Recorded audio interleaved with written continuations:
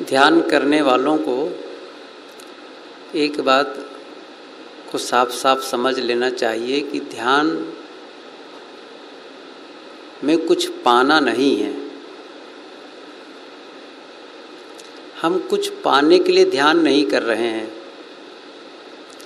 जो हमें चाहिए वह हम अपने साथ लेके आए हैं, या कहना चाहिए कि वो हमारे पास है। आपको क्या चाहिए? हम सबको क्या चाहिए? हम सबको चाहिए सुख, वो हमारे पास है। शांति, वो हमारे पास है।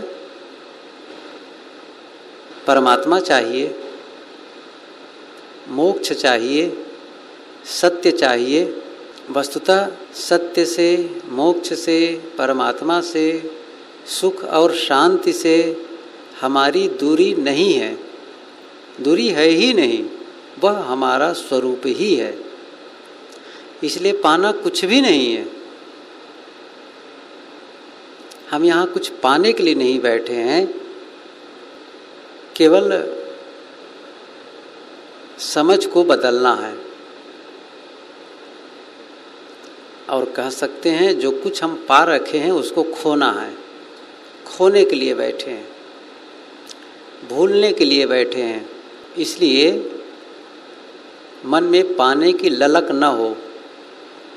कुछ पाना है। जो हमारा स्वरूप है वो संपूर्ण है, वो अपूर्ण नहीं है, अधूरा नहीं है, पूरा है। अधूरा हो तो कुछ डालें, अधूरा हो तो कुछ मिलाएं, और जब पूरा है तो उसमें मिलाना क्या है? बस उसको समझना है, उसमें स्थित होना है। लेकिन हम सबका अभ्यास इतना बहिर्मुखी हो चुका है, प्राणी और पदार्थों को हम इतना जपते हैं, इतनी याद करते हैं कि उसे भूलकर अपने आप में ठहर नहीं पाते हैं। इसी ठहराव के लिए, उसी आत्म में स्थित होने के लिए ये सब, चाहे वो श्वास देखना हो, चाहे बंद आँखों को देखना हो, चाहे महापुरुषों के चित्र को देखना हो, जो भी उपाय करते हो सब उसके आधार हैं, अवलंब हैं। एक सहारा ले करके हम चलते हैं, क्योंकि हमारे पास अभी वो क्षमता नहीं है, वो ताकत नहीं है कि बिना सहारा के रह सकें। साधना की पूर्णता है बिना सहारा के हो जाए। आत्मा किसी के आधार में नहीं है, वो निराधार है। ये जीव निराधार, असंग, अकेला। लेकिन उस निराधार स्थिति को आधार से ही जानेंगे। साहब ने कहा है, निराधार आधार ले जानी, राम नाम ले उचरी वानी। उस निराधार सत्ता को आधार से जानते हैं। क्या है वो? राम नाम। उच्चारण करते हैं राम नाम से, उसको राम कहते हैं, जीव कहते हैं, आत्मा कहते हैं। शब्द हैं सब। वस्तुतः वो शब्दातीत है, शब्दों से परे है। वो तो शब्द विदेह। कबीर साहब जी ने कहा है, शब्द शब्द सब कोई कहे, वो तो शब्द विदेह। जिभ्या पर आवे नहीं, निरख परख कर ले। लोग कहते हैं वो तो शब्द रूप है, शब्द की काया है, और इसीलिए कई लोग शब्द की साधना करते हैं। ऐसे भी मत पंथ हैं जहाँ पर शब्द को ही सर्वोपरि मानते हैं, और आंखें बंद करेंगे, ध्यान में बैठेंगे और उनको कुछ सुनाई पड़ने लगता है। तो किसी वाद्य यंत्र का या किसी अनहद धुन सुनते रहते हैं और उसको समझते हैं वो ब्रह्म ध्वनि है, और वो धुन सुनते सुनते समझते हैं हम परमात्मा में मिल गए, परमात्मा पा गए। कबीर साहब जी का सिद्धांत ये नहीं है। वो शब्दों से परे है। वो तो शब्द विदेह, शब्द रूपी काया से वह अलग है। जिभ्या पर आवे नहीं, उसे हम बोल कर नहीं पा सकते, वाणी के द्वारा उसका व्याख्यान संभव नहीं है। फिर भी साहब कहते निरख परख कर ले, निरखो, देखो, परखो, विवेक छानबीन करो। और पूरा छानबीन करने का मतलब जो असत्य है उसका त्याग और सत्य है उसमें स्थित, ये छानबीन है। जैसे चावल और कंकड़ मिला हो, भाई इसको ठीक करो, छानबीन कर लो, तो क्या करेंगे आप? कंकड़ को फेंक देंगे, चावल को रख लेंगे। ये छानबीन करना है, विचार करना है। ऐसे ही निरख परख कर ले, जो आत्मा से अलग विचार हैं, जो कुछ भी हम सोचते हैं, जब वह शांत हो जाता है तो आत्म अस्तित्व का उद्घाटन हो जाता है। लेकिन ये आधार से संभव है। हम सीधे छलांग लगाकर वहाँ तक नहीं पहुँच सकते, क्योंकि अभी हमारी शक्ति कमज़ोर है, ताकत उतनी नहीं है। ताकत बटोरने के लिए, ताकत इकट्ठी करने के लिए हम अभी अभ्यास बढ़ा रहे हैं, शक्ति बढ़ा रहे हैं। तो हमारा मन अभी बिखरा हुआ है, चारों तरफ बिखरा हुआ है, और उसके भागने के न जाने कितने रास्ते हैं। मन के लक्ष्य द्वार, कबीर साहब की वाणी में कहूँ तो मन के लक्ष्य द्वार, मन के लाखों दरवाजे हैं भागने के लिए। एक दरवाज़ा हो तो उसको पकड़ा जा सकता है, और जिसके लाखों दरवाजे हैं और वो भी विभिन्न रूप बना करके जाते हों, एक चेहरा हो मन का तो पकड़ा जा सकता है। उसके तो न जाने क्या क्या चेहरे हैं, बहुत से चेहरे बदलते रहते हैं। वस्तुतः उनका चेहरा, जैसे साहब ने कहा है, बिना मूड़ का चोरवा परा न काहू चीन। बिना मूड़ का चोरवा, वो ऐसा चोर है जिसका सिर नहीं है, चेहरा नहीं है। आदमी की पहचान होती है उसके चेहरे से। चेहरा न हो तो बड़ा कठिन है पहचानना। यहीं जितने लोग बैठे हैं सब बिल्कुल गला, अपना सिर एक किसी कपड़े से ढक लें, बांध दें, तो पहचानना बड़ा कठिन होगा। ये कौन है, ये कौन है, ये कौन है? पहचान का आधार है चेहरा। साहब कहते हैं बिना मूड का चोरवा, उसका मूड नहीं है, कैसे पहचानोगे? भिन्न भिन्न रूप बनाता है, परा न काहू चीन। लोग उसे पहचान नहीं पाते हैं, इसलिए वो सूक्ष्म दशा है, इसलिए उसे आधार से जानेंगे। तो मैं कह रहा था वो भागता है, चारों तरफ भागने के बहुत रास्ते हैं।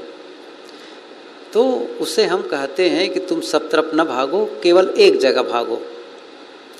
जैसे कल्पना करें, ये हमारा आश्रम परिसर है, चारों तरफ दीवार है, ईंट का परकोटा है, चार दीवारी। और कल्पना करें कि एक गाय का बछड़ा या घोड़ा, छोटा बच्चा, वो छूट जाए। अब उसे पकड़ना चाहेंगे तो कितना कठिन है उसको पकड़ना। वो न जाने कहाँ कहाँ वो छुट्टा कर दिया गया है, कभी इस कोने भागता है, कभी उस कोने भागता है, यहाँ वहाँ कोई ठिकाना है, सर्वत्र छलांग लगाता है। हम परेशान हो गए इसको भागने से इधर उधर। कहते हैं देखो भाई, इतना भागोगे तो बड़ा कठिन हो जाएगा। उसको बांध दिए, एक रस्सी लिए, एक खूंटा गाड़ दिए और बांध दिए लंबी रस्सी में। अब क्या होगा? पकड़ना सरल है ना।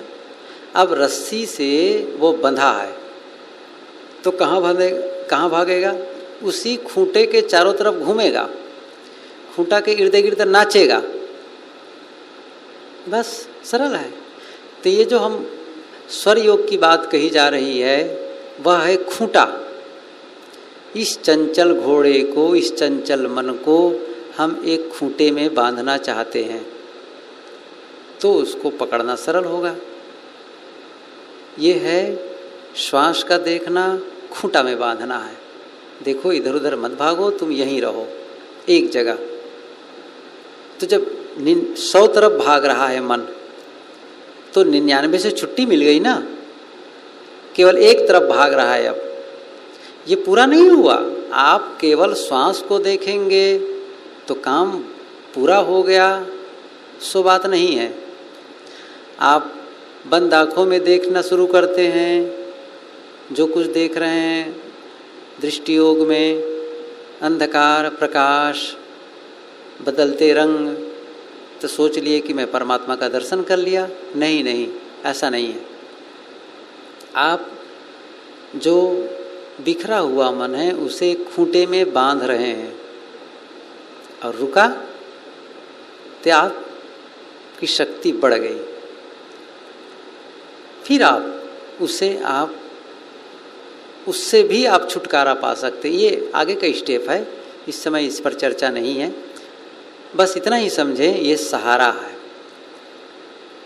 जैसे नदी हो, चौड़ी नदी हो, धारा तेज हो और हम नदी पार करना चाहते हैं, लेकिन तैरने की क्षमता नहीं है अभी,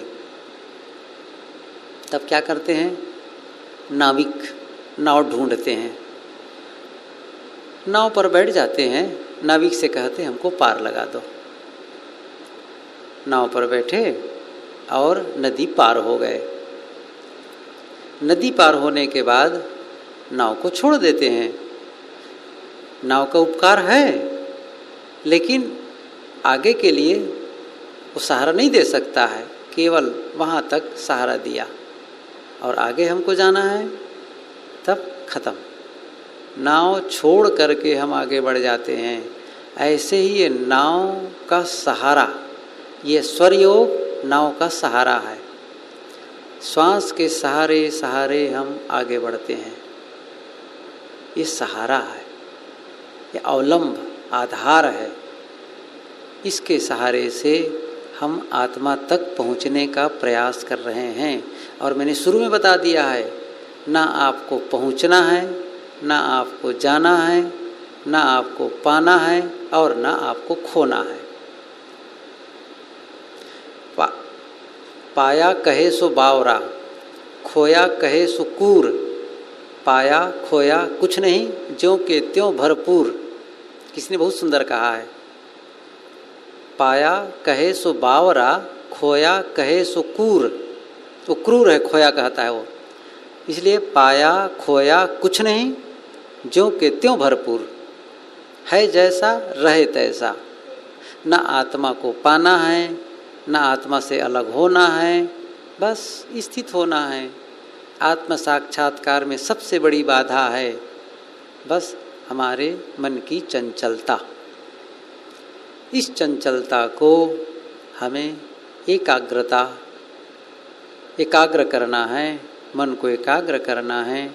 और एकाग्र करने का अभ्यास है स्वर योग। बस एक काम, आंखें बंद हों, श्वासों को देखें, सब लोग अभ्यास करें, फिर अभ्यास करें। करत करत अभ्यास ते जड़ मति होत सुजान। रसरी आवत जात ते सिल पर परत निशान। कबीर साहब जी हम लोगों की सारी बातें कह दी हैं। जो हमें चाहिए साधना के लिए आवश्यक सामग्री सदगुरु कबीर ने उसे खूब दे दी है। इतने दिए हैं वो कि बस जैसे कोई बच्चे के लिए पिता धन कमाकर खूब धन इकट्ठा कर दे, उसको लिए खूब बखारी में धन भर दे, बैंक डिपॉजिट कर दे और भी प्रॉपर्टी ले दे, बेटा तुम खाओ पियो। बस यही बात है। कबीर साहब जी हम लोगों के लिए धन इकट्ठा कर दिया है, बस अब उसी के सहारे हमको चलना है। इसलिए अभ्यास करें सभी साधक और सब के सब साधिकाएं सब बैठ जाएं, पुनः ध्यानाभ्यास में लग जाएं। मैं अधिक से अधिक अभ्यास के लिए कहना चाहूँगा और आप सब अधिक से अधिक समय लगाएं ध्यानाभ्यास में। और ये प्रयोग बैठने का मैं फिर दोहरा रहा हूँ और कई बार दोहराऊँगा। क्यों? अभी प्रारंभिक साधकों को बैठने का अभ्यास नहीं है। घुटने में दर्द होता है, पैर में दर्द होता है, कमर में दर्द पीठ में दर्द, गर्दन में दर्द, ये हो सकता है।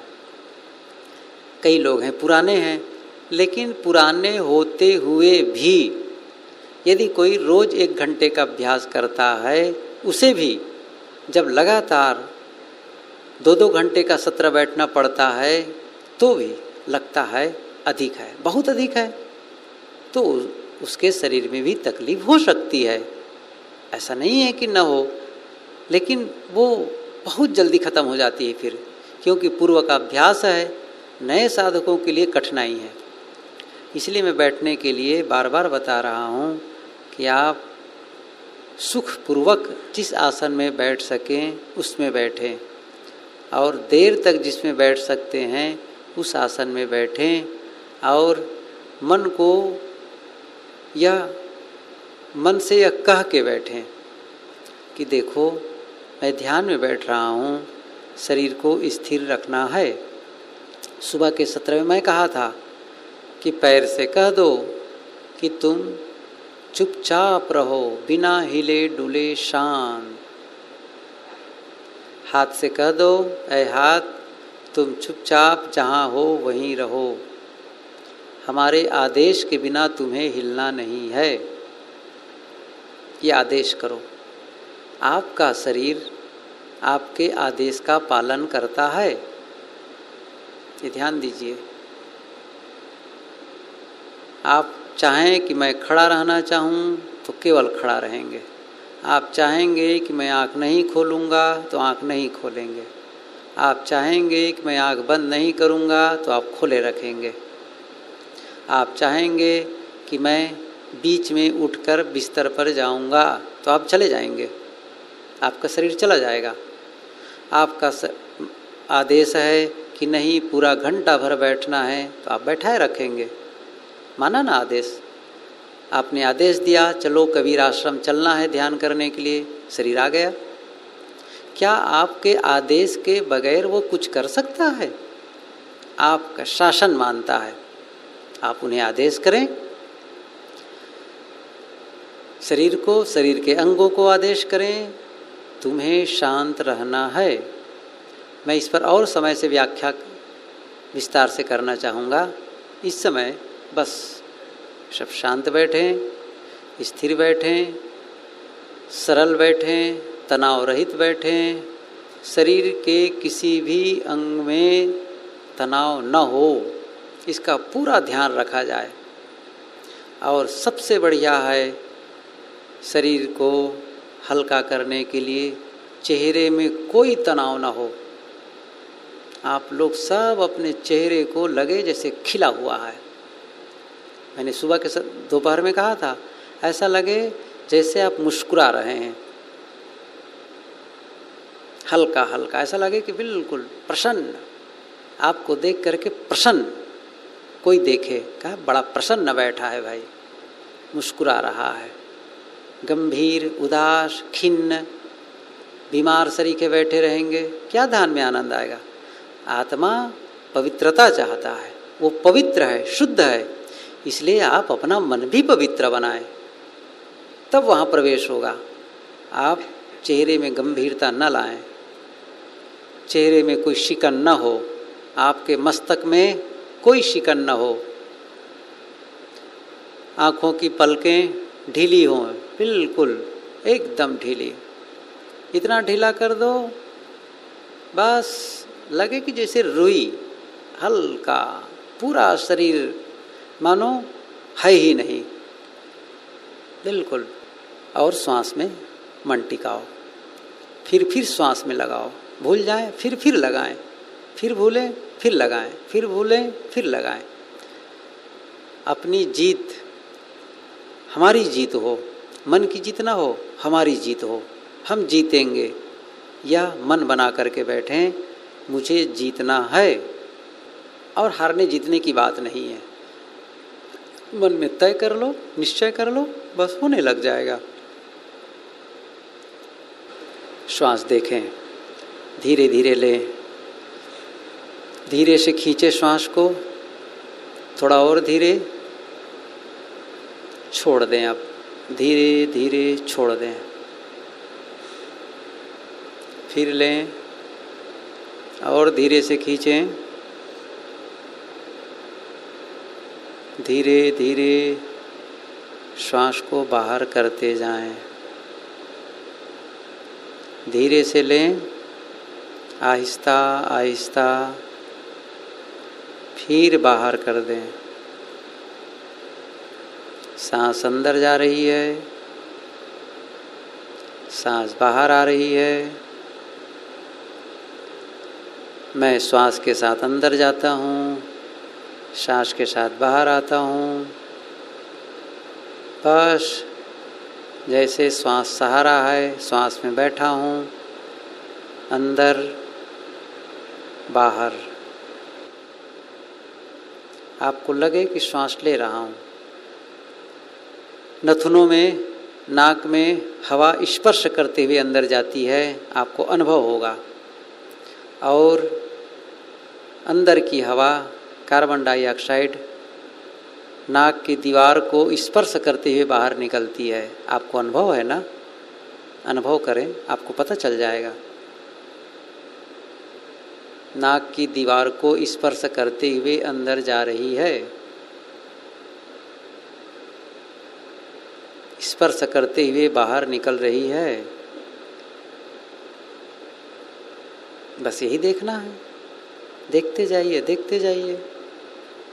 केवल एक काम, श्वास में मन टिकाएं और कुछ भी न सोचें, कोई काम न करें। मैं केवल एक काम देता हूँ यहाँ, श्वास प्रेक्षा, श्वास दृष्टा। श्वास को देखना शुरू कर दें।